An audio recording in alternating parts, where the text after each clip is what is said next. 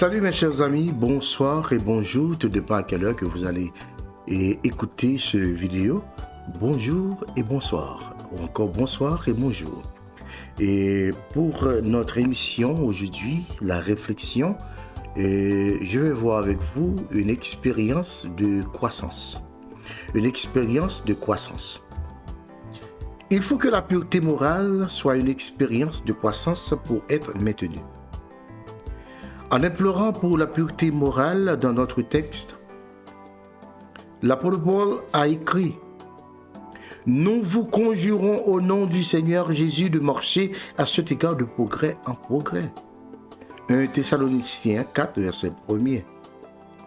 Et Jacques a écrit « Purifiez vos cœurs, hommes irrésolus. » Jacques 4, 8. La seule façon de maintenir notre pureté est que notre expression de pureté croisse. Nous voulons chanter de tout cœur pour être plus purs qu'avant. Et examiner les 2 derniers versets de 2 Pierre. Vous donc, bien-aimés, qui êtes avertis, mettez-vous sur vos gardes, de peur qu'entraînés par l'égarement des impies, vous ne veniez à déchoir de votre fermeté.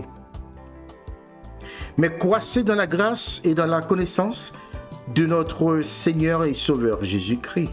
2 Pierre 3, versets 17 et 18.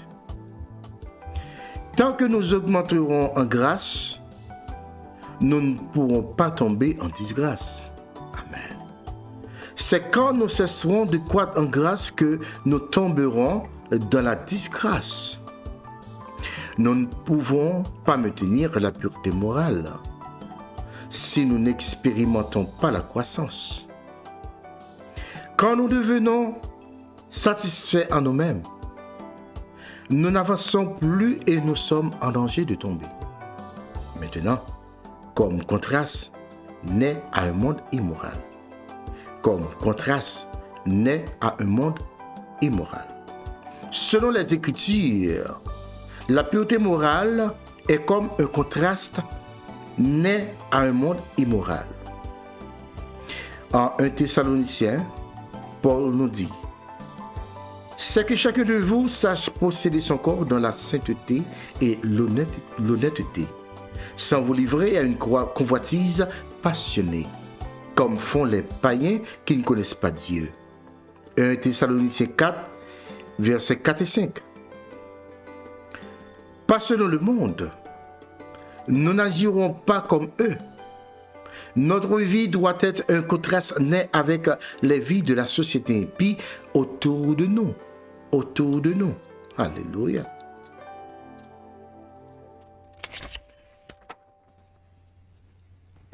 Nous ne devons pas attendre d'être alignés avec ou à la même fréquence que le monde. Ne savez-vous pas que l'amour du monde est inimitié contre Dieu? Celui donc qui veut être ami du monde sera ennemi de Dieu. Jacques 4, 4. Au début de ce même verset, il a libellé les amateurs de ce monde. Adultères que vous êtes.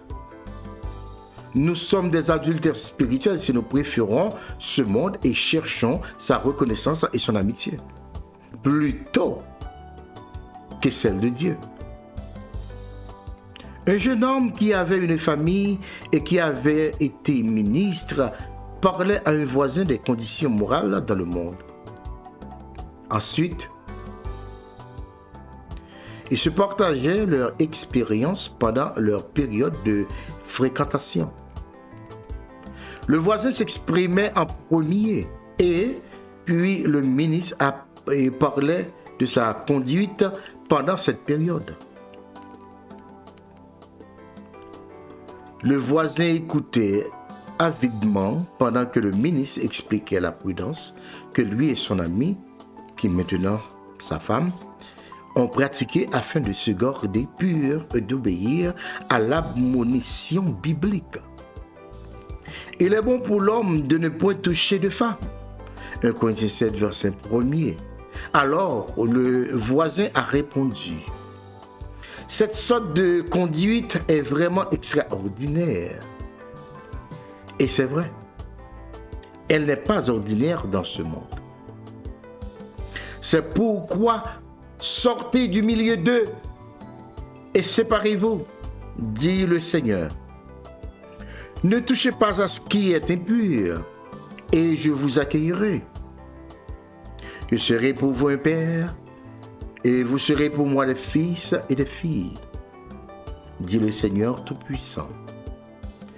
Ayant donc de telles promesses, bien-aimés, purifions-nous de toute souillure de la chair et de l'esprit, en achevant notre sanctification dans la crainte de Dieu.